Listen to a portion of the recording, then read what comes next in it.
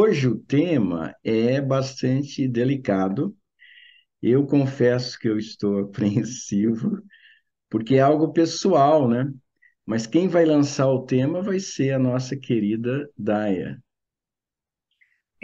Nós estamos no nosso terceiro vídeo. Eu quero fazer aqui um disclaimer, que eu acho que nunca é demais fazer uma ressalva, que essas conversas, elas são muito, partem muito as perguntas vêm da minha curiosidade, e também o disclaimer é baseado na sua experiência pessoal, que você tem a generosidade de compartilhar com a gente, mas a experiência ela é pessoal e intransferível, ela é compartilhável, mas ela é pessoal e intransferível. E não é uma Então, regra, né? E não é um padrão de conduta, né? cada um tem o seu processo e tudo, mas é sempre bom, né, saber dos outros, né? Então, nos primeiros episódios da nossa série, na presença do Osho, você comentou sobre a vida, suas experiências de ter ido nos ashrams, de ter vivido no comuna, Estados Unidos, Índia, Alemanha. E aí, uma pergunta que seria interessante a gente entrar nessa seara é: a saúde mental, o processo interno vivido para além do factual de estar onde você estava. Para isso, eu vou dar um passo para trás. Eu queria lembrar que o Osho entra na sua vida, você se aproxima de todo este mundo depois de você ter se formado em medicina. Você já era um médico formado e especializado em psiquiatria, certo? Por que você se interessou por esse tema? Antes de Osho e tudo, o que te fez ir para esse campo de estudo? Você se lembra? É, é assim, eu tenho a impressão que foi uma necessidade pessoal, né? Obviamente, o interesse por psiquiatria foi um interesse de entender mais, acho que a mim mesmo, sabe? O mecanismo humano, é alguma atração assim inconsciente, não tinha tanta clareza, mas era para havia essa busca, né, de um encontro de uma dimensão que fosse mais equilibrada. É importante dizer, né, e aí esse tema tem, o que eu vou dizer agora tem muito a ver com o que a gente vai falar, que eu era uma pessoa que eu consideraria, se eu olhasse para mim hoje, eu falava, é um cara muito encucado. Eu fosse olhar para ele, é um cara muito mental, muito intelectualizado, muito reprimido, muito tímido, muito confuso, né? E eu tinha algumas características que, quando eu falo isso, eu falo até que é acima da média. Principalmente em termos de timidez, né? Com certeza era bem acima da média. Eu diria que era uma timidez, cons- eu consideraria hoje, né, um nível de timidez que eu tinha patológico. Por que patológico? Porque era altamente prejudicial, comprometedor da minha vida social, da minha vida profissional, né? Então, era um cara problemático. E é interessante que a gente fale isso, né? Porque o cara não vem assim. Lembra, comentei um vídeo que a gente fez uma vez, acho que nem é dessa série, né? Não sei se é dessa série, que o mestre só aceita o discípulo, só aceitava o discípulo se o discípulo fosse já muito elevado. Eu falei, pô, ainda bem que o Osho não tem essa exigência. E é interessante que a gente veja que ele realmente abraça um número de pessoas dos mais diferentes níveis, né? Pessoas mais maduras, pessoas menos maduras, pessoas totalmente egóicas. E aí ele pega pessoas assim com um nível de energia mais densa, e ele pega essas pessoas e ele vai trabalhando e a pessoa vai se transformando. Mas não é um passe de mágica, eu acho que essa é a tônica da nossa conversa. Só para ilustrar, teve uma vez que eu vi um grupo, uma banda do Osho, uma banda que tocava músicas lá no Ashram do Osho antes dos Estados Unidos. Puna 1 era uma coisa que eu não participei. Puna 1 é antes do Osho ir para os Estados Unidos, Puna 2 é depois que o Osho foi para os Estados Unidos. Puna 1 era uma energia mais densa, sabe? Era uma coisa que trabalhava bastante a sexualidade, a raiva, a repressão. E aí eu vi uma banda e o povo tocando, né? E a gente via que tinha uma carga pesada, uma coisa assim, né?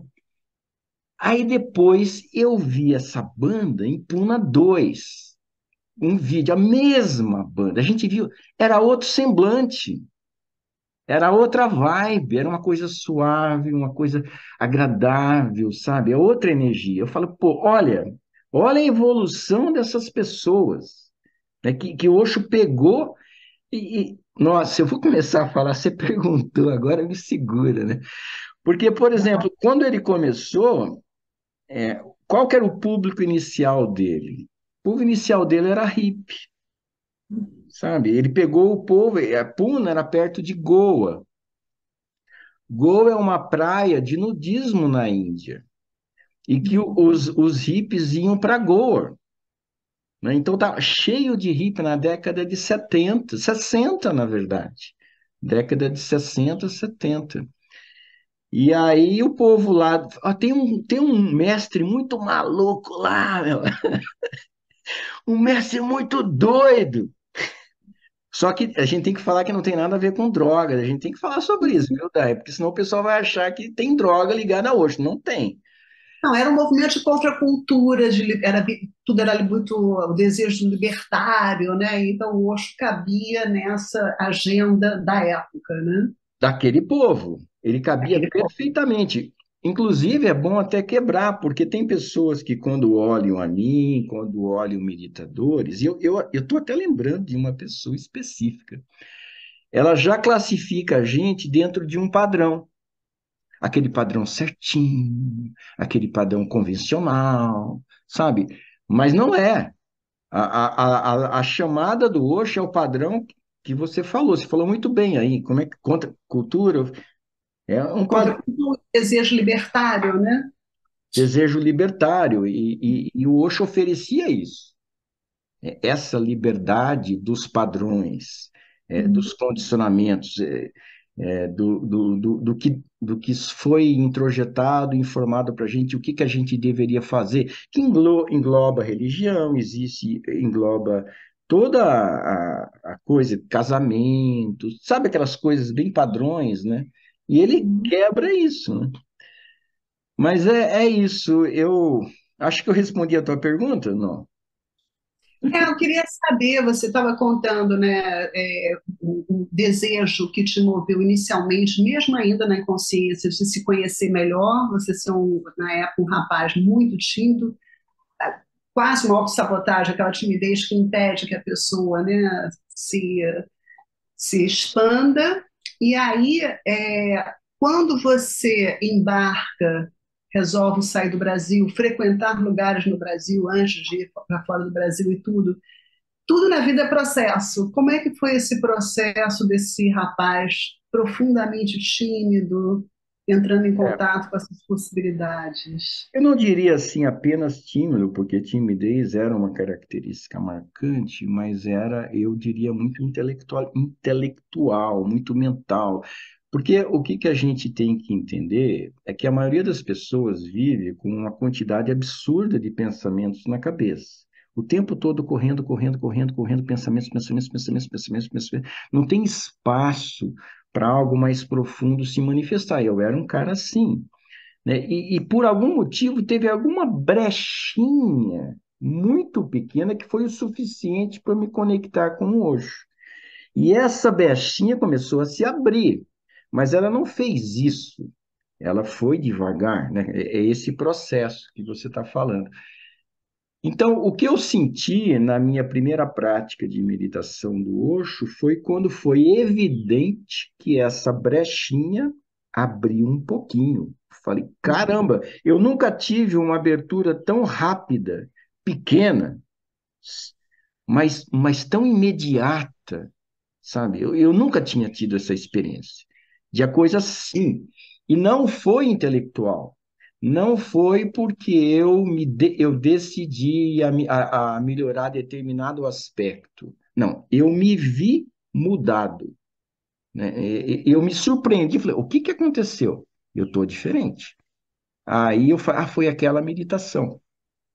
Hum. Então foi assim, o sinal, olha, Missagué é por aqui mesmo.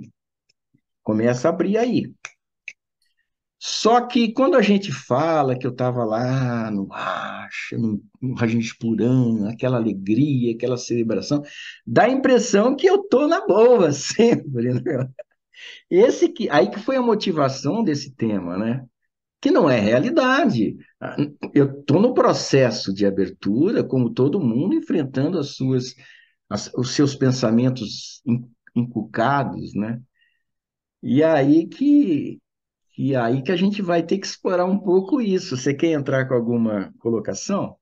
Não, eu acho que o grande barato de falar sobre isso é que todo mundo, por exemplo, a gente comentou uma vez numa rede social, rapidamente, a quantidade de remédios que o mundo está usando, a indústria farmacológica, todo mundo toma um remédio para dormir, um remédio para acordar, um remédio não sei o quê, e isso, às vezes, na grande maioria das vezes, não sempre, impede exatamente esse processo, que não necessariamente é suave quando você entra no processo meditativo, mas realmente são recompensas gigantescas. Então, acho muito legal que a gente possa falar sobre isso, porque no fundo a gente Isso. está falando de saúde mental, né?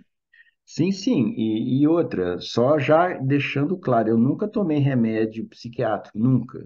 Eu Nem, também. nem calmante, nem para dormir. Mesmo naquela época. Agora, Não, e a nós minha. tivemos situações dramáticas na vida. Não é que a gente não tenha tido situações dramáticas, só que nós não optamos por essa possibilidade, essa Isso. alternativa, né? A gente optou por uma possibilidade que é, no meu caso, eu acho que é no seu também, a meditação, que é um processo de diminuir o que abastece as situações mentais perturbadoras, que é o excesso de pensamentos que geram, dependendo do disquinho que fica Uhum. tocando, geram depressão, geram ansiedade, geram angústia, né? Depende do disco. E a meditação, ela coloca como um todo, vamos diminuir esse disco, vamos tocar menos, menos, menos, menos, menos. E é claro que não desliga na hora. Tem uma coisa assim, sabe, que eu vou querer falar, que é o seguinte. Eu vou dar uma experiência quando eu estava na presença do Osho em Puna. Eu vou dar um pulinho para Puna, depois a gente volta para Rajneeshpuram, que eu acho que é interessante, tem coisas para falar, porque em Rajneeshpuram eu passei por maus momentos, sabe? Foi uma Uhum. experiência difícil, de uma maneira pontual. Como um todo foi extraordinário, né? Teve momentos absolutamente incomparáveis, mas eu tive o meu processo de dificuldade. Agora, é interessante, quando eu estava em Puna, e quando a gente estava na presença do Osho, é como se esses disquinhos, eles parassem, sabe? Naquele momento. E isso é verdade, porque assim, a gente via, sei lá, em Puna, eu vou falar, porque para mim em Puna foi mais claro isso. 5.000 pessoas, 7.000 pessoas, cada um com as suas problemáticas. Eu convivia com as pessoas, né? Eu trabalhava, fui tradutor, então eu via a problemática das pessoas, o ego das pessoas, a inculcação, os vícios. Mas quando a gente estava na presença do Osho, parecia que sumia tudo. E assim, é como se, de repente, todo aquele disquinho que fica na minha cabeça desaparece. Eu fico só naquele momento. Aí é como se eu vivenciasse de uma maneira gratuita uma meditação profunda que eu não estou preparado, eu não estou nesse nível, né? Eu não consigo sozinho ainda, mas é possível. Então é como uma demonstração. Olha, você pode chegar aqui. Pá, É um vislumbre, né, é um dessa. vislumbre. E a gente tinha esse vislumbre todo dia. E assim, quando a gente estava na presença do Osho lá, assim, a gente via todo mundo na mesma vibe de alegria. Você não via ninguém encucado. Toda aquela problemática que o cara viveu durante o dia não estava presente naquele momento. Não estava presente em mim também. E agora, quando o Osho saía, aí, meu, vou A falar agulha para. da pistola voltava para o disquinho. Voltava, mas voltava. Era muito claro. O Osho entra no carro, porque, como eu falei, ele ficou com um Rolls Royce. Ele vinha da casa dele até o pódio, até o lugar do auditório, que eram uns 200 metros. Ele tinha um motorista, já não era ele que dirigia. Ele vinha com uma limusine de Rolls Royce. Limusine é aquele carro mais grande, maior, né? Então ele vinha. Aí quando ele ia chegando, quando ele já ia chegando, os discos já ia diminuindo. A gente via o carro chegando, né? Aí a música e tal. Aí todo o período que ele ficava, quando ele saía do pódio, entrava no carro, O ego falava, ó, vamos voltar. nossa, a mente vinha. Dava para perceber, eu percebia, sabe? Eu percebia a onda voltando. Sim, foi. O eu que eu era, né? O eu que eu Uhum, era, com a minha mente, com seus processos, ainda em andamento, um processo de diminuição contínua, mas não é assim, né? uhum. A menos quando eu estou na presença, aí sim, nossa, era evidente. E isso é muito marcante, muito louco, né? Eu acho muito. Sim, porque toda vez, no meu caso pessoal, toda vez que eu consigo ter uma noção sensorial quase da meditação, eu já tive vertigem, já chorei sem vontade de chorar, enfim, eu acho que é uma coisa que toca lugares que você não consegue intelectualizar, né? Simplesmente acontece, né? Então, acho que esse é um bom exemplo da É, noção da presença total, sem pensamentos e eles voltando. e é uma referência, né, para saber é possível. Agora o trabalho é seu, meu. Não é milagre, né? O que eu posso fazer é te mostrar, cara. Aqui, ó, tá vendo? É Agora assim, você continua. a primeira vez que você foi para fora do Brasil, que você morou numa comunidade fora do Brasil, relacionada ao Osho, obviamente, foi Rajneeshpuram? Eu fiquei uns meses numa comuna ligada ao Osho em São Paulo, Uhum, numa região rural. Fiquei poucos meses. É um assunto assim que eu acabei saindo, eu quis sair, né? É diferente, muito diferente de quando eu estava, por exemplo, na comuna da Alemanha, né? Que eu não quis uhum, sair, né? Da Itália também estava mais ou menos. Tem detalhes aí a serem ditos, muito interessantes, inclusive esse detalhe da comuna da Itália, que eu fiquei 6 meses, muitíssimo interessante, sabe? Precisa ser dito em algum momento. Mas aí teve uma vez que eu saí do Brasil, é, eu fui para uma comuna que não era ligada ao Osho.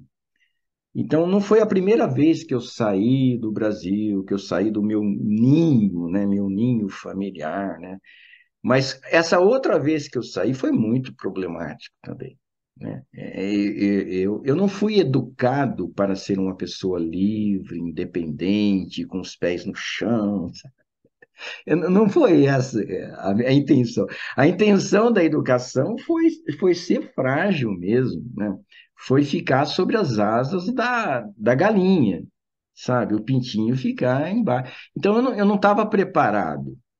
Então, não foi a primeira vez, mas eu continuava não preparado. É, eu acho que deu para quebrar o galho, uhum. mas assim, as condições que eu estava lá eram condições também não favoráveis a uma sensação de felicidade. Eu fiz um curso de 2 meses e meio de um tipo de massagem bastante forte, chamado rebalancing. Só que os meus colegas, nós éramos em 10, né? Os meus colegas eram todos europeus, se eu não me engano, todos eram alemães, sabe? Então, eu não me encaixava lá. Uma vez foi um brasileiro que ele ficou lá, um cara que eu gosto muito.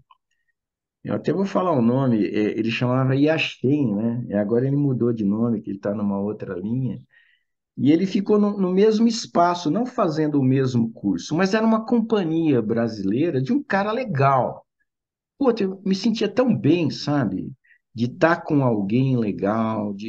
Mas quando eu fiquei 2 meses e meio, ele ficou fazendo outro curso em outra sala, mas a gente se encontrava, né? De vez em quando.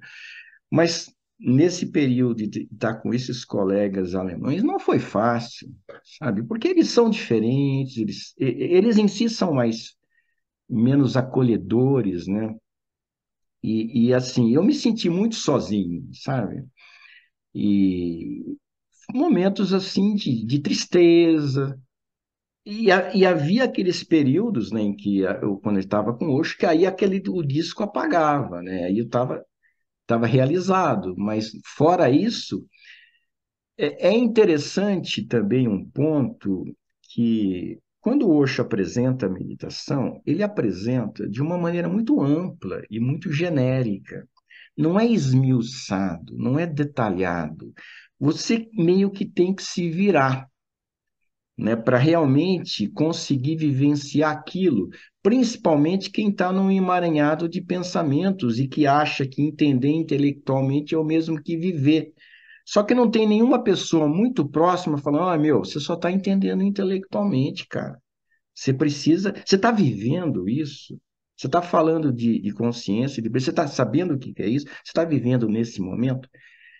E a coisa, para mim, começou a se transformar nesse nível a partir de 1994, quando eu me tornei professor de meditação. Porque aí eu criei uma responsabilidade muito grande. Ser professor de meditação é uma responsabilidade muito grande.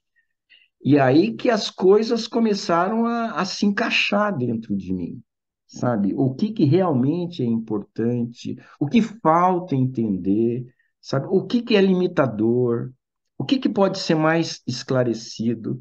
Então foram anos de aprimoramento na arte de ensinar, mas antes de tudo na arte de viver, porque o professor, ele tem que ser o melhor aluno para ele ser um bom professor, né? Então, eu procurava ser o meu melhor aluno. E aí sim que eu fui entendendo a meditação como ela é, e aí sim que eu apresento a meditação hoje de uma forma que é assimilada muito mais facilmente de como eu assimilei na época. Isso é fato. Eu vejo relatos toda hora de pessoas que falam: pô, eu estava com uma ansiedade absurda antes do processo da meditação, tá meditando há 2, 3 meses, agora desapareceu. Eu tive agora um relato desse e tenho sempre alguns desse nível. Mas eu atribuo isso a toda uma aprendizagem pessoal que eu tive que desenvolver e que eu não tinha esse Deixar de acompanhamento na ser época. tão, e deixar de ser tão intelectualizado, que era como você se definiu no início de tudo, né? Você mudou essa chave. Essa chave é fundamental para ser mudada. Enquanto ela não é mudada, fica uma defasagem muito grande entre o discurso e a prática. A pessoa pode falar de presença, de consciência, mas quando ela está numa situação qualquer da vida, ela está imersa em pensamentos, a consciência não está apagada. Então, tudo aquilo não vale como algo que realmente desencadeia um fluir diferente, né? Uhum, E também ele não abre as comportas do ser, né? Da espontaneidade, da verdade. O cara continua na fachada, continua no ego, continua na pose, né? uhum. Então é um processo que, para mim, ele começou a transformar mais para valer assim, como eu falei, depois que eu comecei a ser professor de meditação em 1994. Mas quando eu estava lá em Rajneesh Puram, eu tive esses momentos, né, em que eu não tinha ideia do que era de fato pegar em flagrante pensamento. Opa, eu estou aqui, eu estou há horas matraqueando, vamos interromper isso, vamos voltar para a realidade. Não tinha essa noção. E é claro que as consequências foram perturbações, tristezas, incômodo interno. Então, Uhum. que fique bem claro que eu não estava no paraíso, né? E, Mas você, em algum momento, questionou aquilo tudo, do tipo, isso não está adiantando nada, eu estou perdendo meu tempo? Que seria uma coisa lógica, não? É quase ah, gente, não é para mim, né? Como vários processos em que se busca saúde, né? Tem aham. momentos em que a gente, será Não, possível? eu tinha plena confiança que era para mim. Em nenhum momento que eu me lembre em Rajneeshpuram ou em Puna, eu tive qualquer tipo de coisa. E nem na comuna, nem nas comunas. Eu fiquei mais de um ano na comuna da Alemanha. E eu via pessoas que reclamavam do ritmo, tinha toda uma coisa, né? Que eu nunca questionei. Mas você vê, não é que eu não seja um cara questionador. Por exemplo, em São Paulo, na comuna do sítio, eu questionei, né? Sim, aí eu vou falar então já. Eu senti que lá não era para mim. Eu não sentia uma energia que era aquilo que realmente eu buscava, que eu tinha visto no Osho. Havia uma contaminação do processo da pessoa que coordenava, ela estava numa outra vibe, numa outra intenção. Era uma coisa mais focada nela e havia o Osho ele não vinha realmente de uma maneira pura porque havia essa vamos supor interferência da pessoa, né? Com o seu processo, ele estava no seu processo, né? Então beleza. Mas não havia assim ele sair da frente para que o Osho realmente fizesse o trabalho. Não, não havia isso. E aí eu percebi isso. Aí eu pedi para sair. Né? Eu fiquei lá uns 2 meses, não, aqui não é para mim. Na Itália foi algo parecido. É muito interessante porque na Itália, eu vou falar sobre isso agora, acho que é relevante.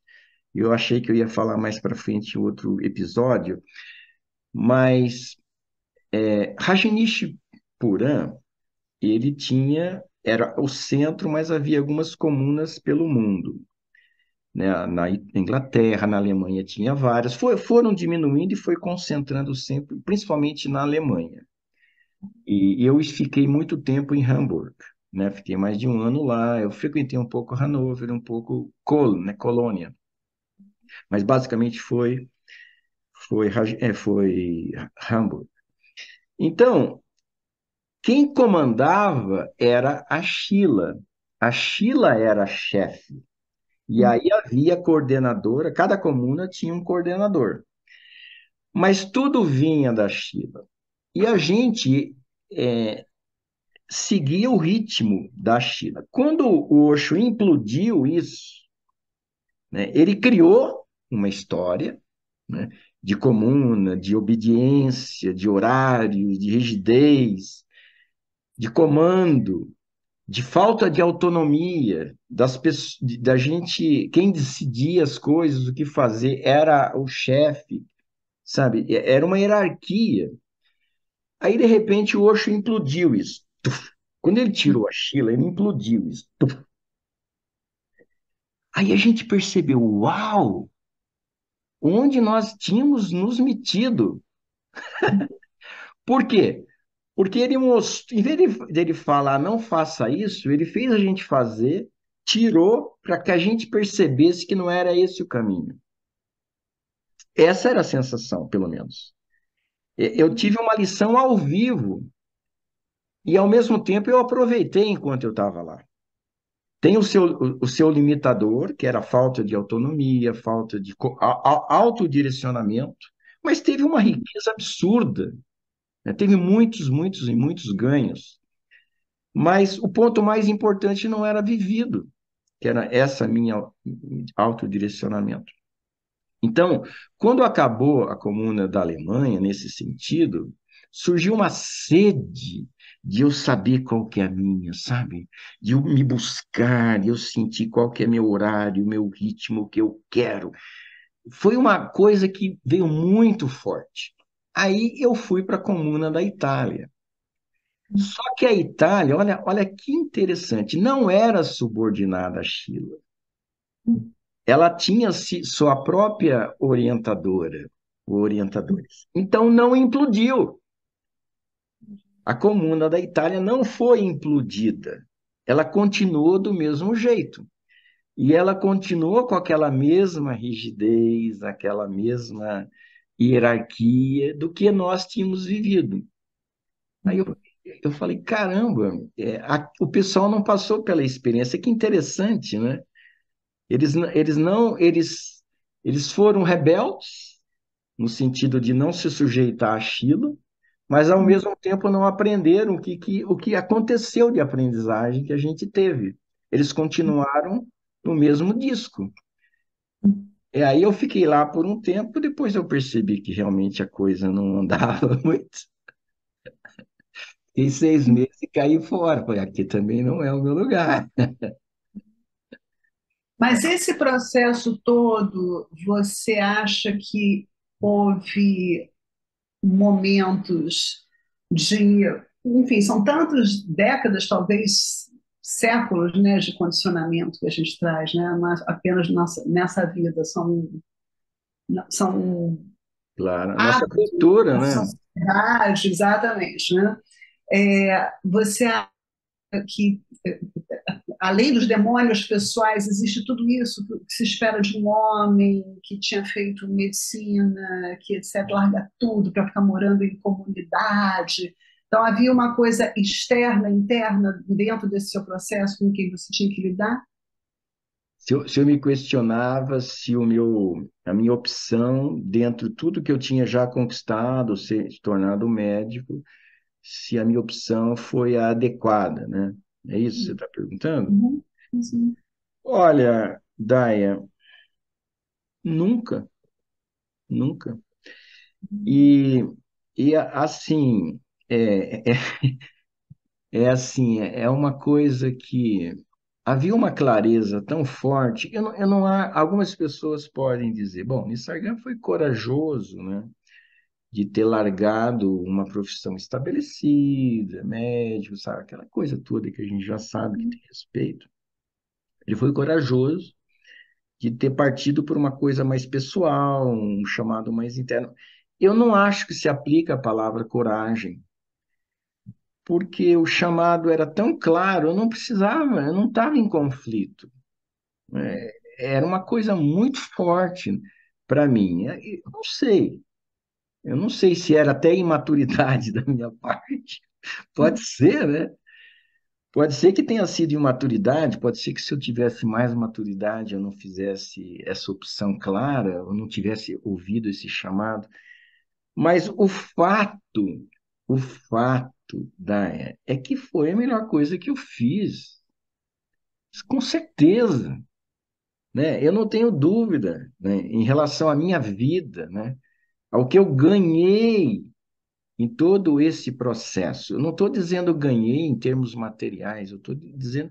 E acabou se tornando material também, né? Porque eu trabalho com isso.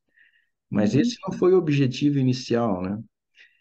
E, então, assim, o ganho humano é absolutamente impagável, sabe? Eu não imagino que qualquer outro processo que eu tivesse vivido pudesse me trazer onde eu estou. Em termos de serenidade, em termos de estar com o pé no chão, em termos de saber diminuir essa mente, em termos de encontrar em mim mesmo clareza, em termos de ser feliz com qualquer coisa, né? Em termos de estar bem, pô, não tem preço. E, imagina se eu fosse médico, psiquiatra, nossa, ia ser um inferno. Ah, eu sei exatamente o que você está falando. Mas eu acho muito interessante falar sobre isso, sobre os momentos de confusão, de tristeza, porque eu acho que de fora, né, dos jargões dos meditadores, a gente vive flutuando, né, a gente não anda, a gente desliza, né? Então, eu acho que falar sobre como o processo da meditação ela pode abrir portas que são portas dolorosas, e a busca do não julgamento, que acho que é uma das coisas mais difíceis, a gente não se julgar durante esse processo, né? Mas assim, eu realmente, assim, falando da minha experiência, eu não sinto que a meditação traz para portas dolorosas. Uhum. Eu acho que enquanto a gente está no processo da meditação, a gente passa por questões dolorosas. Mas eu não sinto que é a meditação que leva às portas dolorosas, muito pelo contrário. Se a pessoa Uhum. realmente vivencia a meditação com o que realmente pode ser vivido com ela, pô, eu passo por turbulências de uma forma muito mais fácil. Mas muito. Então, eu tenho certeza absoluta disso. Eu já passei por muitas turbulências de uma maneira muito mais tranquila, porque eu coloquei em prática o que a meditação traz, que é o estado de presença, que é a atentividade, que é a consciência é um momento, que é não ficar antecipando coisas, que é não ficar remoendo coisas do passado, é para que estar aqui e agora. Aí as dificuldades, elas são muito mais rápidas, muito mais passageiras e muito mais tranquilas. Quando eu soube aplicar isso, o que eu não consegui, por exemplo, quando eu estava em Rajneeshpuram. Em Rajneeshpuram, não, eu não conseguia isso. Realmente eu era levado pela correnteza mental, né? Pela turbulência. Teve uma vez que eu estava tão assim, tão desadaptado, tão desajustado, tão perdido de certa forma. Eu acho que a solidão, né? A gente teve um vídeo que a gente falou sobre solitude e solidão, que nem está nessa série, mas que eu estava numa solidão, não estava em solitude, né? E a mente contribuía para isso. Que eu escrevi a gente podia escrever para o Osho alguma pergunta, ou colocar algumas coisas. Tinha uma caixinha, eu escrevi lá, relatando o meu estado, né? E, obviamente, não era o Osho que lia, né? Porque havia um filtro, eu acho, né? Provavelmente havia uma pré-seleção, algumas perguntas eram encaminhadas a eles, outras não. A resposta que me veio é: procure uma sessão terapêutica com a Vazumati. A Vazumati era uma terapeuta lá, e era uma terapeuta que eu, pessoalmente, sentia até meio medo dela, sabe? Era uma pessoa mais estilo agressivas. Tem alguns terapeutas que são mais agressivos, né? Você procurou? Bom, a resposta foi, marque uma sessão com a Vazumati. Aí Uhum. eu marquei a sessão com a Vazumati. A Vazumati, obviamente, ela leu a minha pergunta, a minha exposição, né, que eu tinha colocado. A Vazumati estava um doce. A Vazumati não era um doce. Eu já tinha feito trabalhos com a Vazumati em grupos. Eu conhecia muito bem a Vazumati. Mas a Vazumati estava um doce, que ela viu, esse cara está muito mal, né, cara? Estava flor da pele, né? A É, pessoa é. estava. E ela foi muito carinhosa, muito amorosa. Eu não sinto que foi algo que foi um divisor de águas, sabe? Não foi uma sessão que me provocou grandes transformações, mas deu uma certa equilíbrio, né? Eu não me lembro o que foi tratado, realmente eu não me lembro, foi em 1982, com certeza foi em 1982, tipo outubro de 1982. Então eu não me lembro muito bem. Mas você vê, né? Precisei ter orientado pelo menos para isso, né? Ainda bem que foi uma sessão só, né? Porque não tive que gastar muita grana. Mas você observava, ou lembrando dos vários lugares em que você esteve e, de forma coletiva com pessoas que estavam em processos como os seus, que havia pessoas também à flor da pele, pessoas que estavam experimentando, né, turbulências para o bem e para o mal, digamos assim. Sim, sim. Havia de tudo, né? Era a nossa sociedade, com Uhum. pessoas com uma busca diferenciada, mas com as mesmas características, né? E cada um no seu momento e cada um no seu processo. O processo de transformação dentro deste universo foi bem mais rápido. Uhum. Agora, ele teve os seus momentos. Algumas pessoas, né, entravam em pirações mesmo, né? Como ainda existe, por exemplo, algumas pessoas entravam em parafuso de querer se achar iluminado. A pessoa estava num ego, né? Aquela história, né? É muito. O ego adora essa história de repente se sentir superior. Então ele se convence de alguma forma que ele tem algum plano superior sem ser, né? E ele começa a querer fazer com que e isso seja reconhecido, né? Teve um carinha, é bem interessante a história desse carinha. É um cara que, de qualquer maneira, eu admiro ele, porque ele entrou fundo em tudo que ele fez, sabe? Ele entrou numa de ser iluminado, né? Então ele tinha todo o seu comportamento de iluminado brasileiro.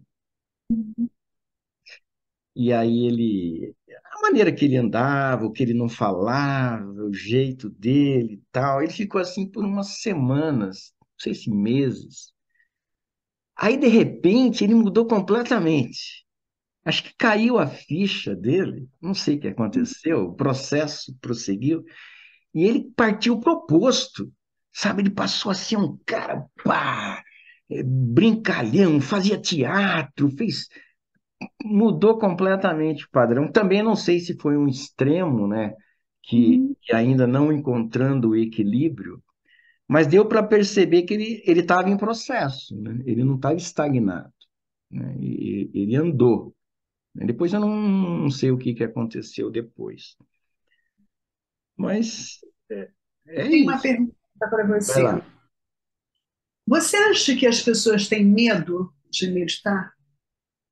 As pessoas que não têm contato com a meditação. Eu vou te dizer por quê eu não sei se você já encontrou pessoas que tenham medo de meditar, de entrar em contato com a possibilidade de meditar.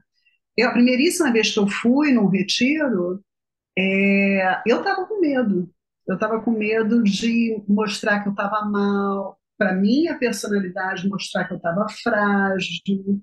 E aí, no coletivo, você vê que está todo mundo machucado, está todo mundo. Tem pessoas que vêm com histórias cabeludíssimas, você começa a achar a sua uma bobagem. Quer dizer, ainda todo mundo no ego e tudo mais. Mas eu acho que a meditação, ela tem, para quem não conhece, do mesmo jeito que existe o estereótipo de que nós somos certinhos e a gente flutua e não, nada nos acontece porque nós estamos conectados com a divindade. Eu acho que a meditação também está muito medo. É mais fácil, talvez, tomar um remedinho do que ficar em silêncio, digamos assim. É, e eu acho que há um ponto forte da meditação e que normalmente é esquecido é aumentar a autoconsciência. Porque o que a meditação é? É trazer a consciência para a realidade do momento presente, eu estar realmente no aqui e agora. Então, quanto mais eu estou no aqui e agora, menos eu estou minhocando coisas que vão acontecer ou que aconteceram. Só que essa realidade do presente inclui minha realidade subjetiva. E a minha experiência ao longo dos anos eu percebi que dentro das realidades que a meditação ela convida a gente a estar atento à autoconsciência, o que está passando comigo, o que eu estou sentindo, de uma maneira neutra. A consciência não identificada. Eu estou consciente que eu estou inquieto, eu estou consciente que eu estou inseguro, eu estou consciente que eu estou querendo ser admirado. Essa autoconsciência é o que mais provoca transformações construtivas. É como se eu tirasse do lodo ou da coisa embolorada, sabe? É, e colocasse ao sol, sabe? Para que o sol fizesse o seu trabalho de cura. O sol é a consciência. Tava úmido, estava escuro, né, dentro do meu universo. E eu trouxe consciência, eu trouxe luz lá dentro. Então, o processo muda, não é a mesma coisa. E aí, Se dá medo, depende. Depende da pessoa. Por exemplo, se ela construir um pedestal interno de, de superioridade, de equilíbrio, mas um pedestal falso, porque tem muito disso, né, nós sabemos, aí ela não vai querer ver, né, a sua realidade, né? E aí ela vai continuar numa posição de fragilidade, porque é muito frágil isso, e é muito preocupante, e é muito inquietador. A casca é uma, o interior é outro. E aí a gente vê pessoas com esse processo bastante, né? Então, claro, uma pessoa assim, que quer preservar o seu pedestal, ela foge no fundo da meditação, se a meditação trouxer autoconsciência. O que existe, a meu ver, é que algumas pessoas, com esse processo, eles segmentam. A meditação, eu trago consciência, mas ela não olha a si mesma. Ela não se transforma. E ela continua no pedestal quando ela amplia a consciência do externo, principalmente do outro. Ela fica especialista em perceber a Daia, os pontos fracos da Daia, sabe, tudo sobre ela. Ela fica especialista em abordar o outro, orientar o outro, ver o mundo, mas ela não é especialista em perceber a sua própria necessidade de autopromoção, essa própria carência, o seu próprio medo de cair do pedestal. Então, ela fragmenta. Então, ela não tem a meditação como um todo. E ela perde a parte mais importante da meditação, que é a autoconsciência que gera a autotransformação. E ela está atrasando um processo, né? Ela quer adiantar um processo, ela quer ser mais do que ela é, e aí ela está atrasando o processo, porque se ela passasse pelo processo da autoconsciência, ela ia desencadear transformações que iriam surpreendê-la positivamente, né? E aí é de cada um, né? Não acho que seja fácil introduzir a meditação e fazer com que a ficha realmente caia com uma pessoa assim. Isso é um exemplo, né? Deve ter outros tipos. Mas, no geral, se a pessoa entende o processo, se ela entende que a questão é trazer uma consciência neutra, é diminuir os pensamentos, aí é convidativo. Aí a pessoa quer, né? A pessoa vai, e a pessoa, se ela consegue passar para o cotidiano, aí que tá, né? Existe um mito aí, que eu até vou fazer um vidinho rápido sobre isso, que é assim, a pessoa acha que basta meditar para que a transformação aconteça automaticamente no dia a dia. Eu acreditei nisso, Daya. Acreditei por muitos anos. Aí eu percebi que não é. Eu preciso ter a intenção de trazer aquele mesmo espaço de consciência para o dia a dia. Não é automático, não é a minha experiência. Eu tenho que lembrar, eu tenho que lembrar de trazer, como eu estou tentando fazer agora que eu estou falando. Lembrar de trazer a consciência, estou atento, presente. Aí sim, então, você vê, é um macete, né? Que o cara acredita que basta meditar para transformar, ele passa anos, como eu passei, e o processo de transformação podia ser muito mais rápido se ele soubesse, não, eu tenho que chamar, eu tenho que me lembrar. Então, acho que falta muita clareza a respeito, é uma coisa muito nebulosa, né? Você vê muitos Nissarganas nas suas décadas como professor de meditação, pessoas que estavam naquele lugar ainda, obviamente, de consciência e tudo mais, mas com essa inquietação por uma busca de algo que nem eles sabem exatamente dar nome e que a meditação os atende de alguma maneira, cada um com o seu processo, é claro. Eu vejo, sim, eu vejo muitas pessoas buscando de uma maneira sincera e conseguindo. Nós temos um grupo que eu considero lindo, né? O grupo que nós estamos de meditação das segundas às sextas, né? Uhum. O que não quer dizer que tem pessoas que talvez não estejam realmente no processo que eu estou sugerindo, porque cada um, eu não tenho esse acompanhamento, né? Eu não tenho controle sobre isso.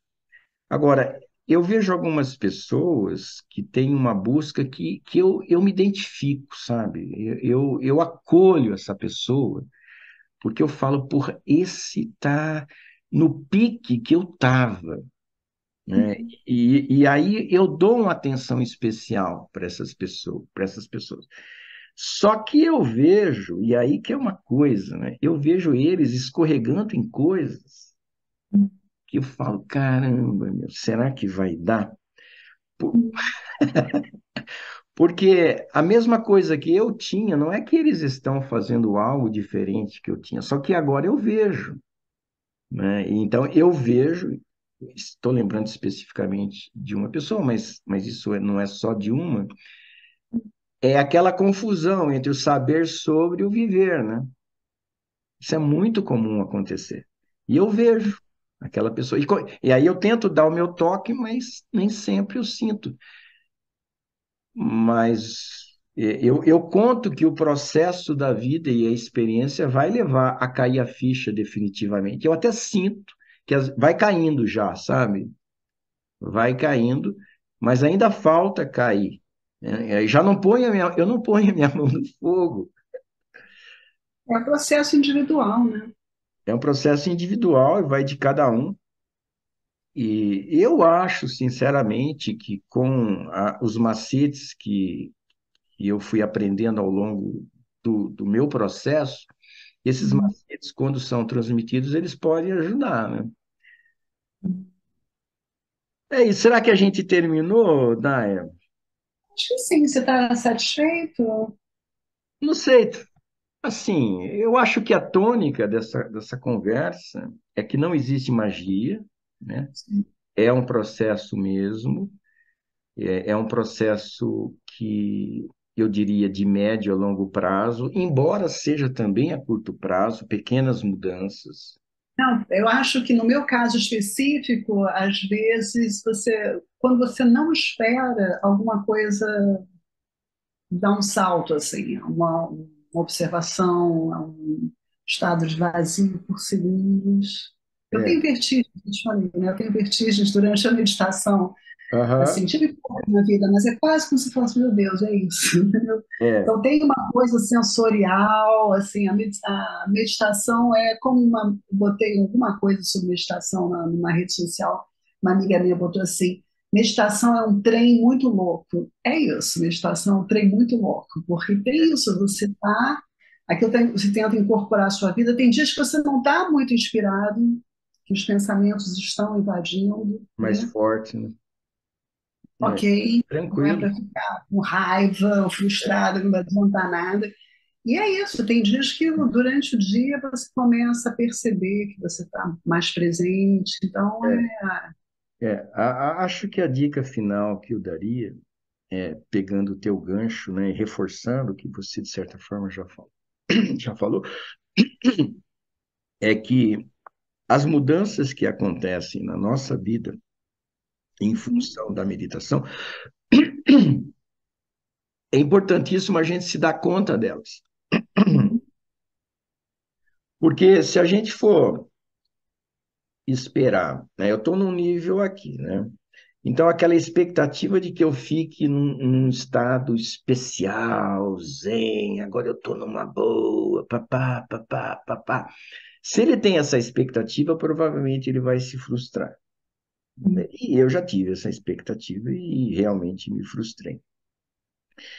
Mas ela está nesse estado, e se ela percebe uma mudancinha aqui, por menor que seja, minha dica, preste atenção a ela, valorize, valorize, fala, pô, isso já está diferente, né? E celebre isso, e por menor que seja, e aí vai ter uma próxima, continua percebendo, continua celebrando. Esse processo de identificar as pequenas mudanças, às vezes nem são pequenas, às vezes nem são pequenas, mas mesmo se for pequenas, esse processo de perceber as mudanças, às vezes em segundo, né, meu? Nesse momento agora, nós podemos perceber que só de eu falar isso, opa, eu agora estou um pouco mais ligado do que o normal, né? Pronto, já é uma mudança. Reconhece isso, celebra isso. Aí sim, não é, não é assim, tem uma metáfora, se você for subir uma escada, você, quem que vai chegar primeiro? É quem está próximo do fim da escada ou quem está lá embaixo? Teoricamente, quem está próximo do fim da escada. Se É que tiver uma pegadinha. andando, se tiver Hã? andando, Sim, sim. se tiver andando. Então, Uhum. todo degrau que você dá nessa escada, reconheça que você subiu um degrau e esse próprio reconhecimento vai fazer com que você se impulsione para o próximo. E muita gente está num degrau alto, né, e que acha que já chegou ou que se acomodou, né? Então, não, siga sempre, sempre, sempre. Essa é a. Eu acho que eu adoro essa. Tem uns vídeos do Osho que eu traduzi, só para terminar mesmo. Um dos vídeos que eu mais gosto. Não sei se você assistiu aqui quando você estava no retiro, porque às vezes eu passo. Que é comece lentamente, passo a passo. Né? Que o Osho fala que quando a mente usa o truque do desejo a algo muito distante, mas é o truque justamente para ficar onde está. Você não vai conseguir, e você vai se frustrar, né? Então, essa história de ficar atento a esse pequeno movimento, comece lentamente, passo a passo. Para mim, funciona, para mim é o que me inspira a prosseguir, e aí, ao longo dos anos, eu vejo, eu olho lá Principalmente quando a atrás, gente e falo, lembra nossa, desse período lá de trás, né? Que a gente falou sobre ele. Principalmente quando lembra desse Nisargam lá de trás. claro, da Daia, né? Lá de trás. É isso mesmo. Isso é muito maravilhoso, né? A gente pensar. E todo mundo, né? Eu recomendo, todo mundo observe a própria jornada, né? Porque realmente, às vezes a gente acha que nada está acontecendo. Nossa, Sim, sim, sim. É claro que esse processo de transformações construtivas acontece mesmo com não meditadores, né? Eu, pelo menos, acho que não é uma exclusividade de meditadores. Agora, a minha experiência, a minha prática mostra que acelera muito, muito, muito, muito o processo de transformação. Saí, Daia. muito obrigada mais uma Podemos partir para o abraço? vez. Partir para abraço e já depois pensar no próximo episódio. A gente já tem um esquema. Falamos alguma coisa? Não, né? Deixa, Não vamos falar surpresa. nada porque a gente pode mudar de ideia, né? Mas assim, não vamos dar pista, teaser, trailer do próximo, não, mas já temos algumas ideias, né? Tá Tá bom, bom? beleza. Beijão. Obrigada. Beijão, tchau.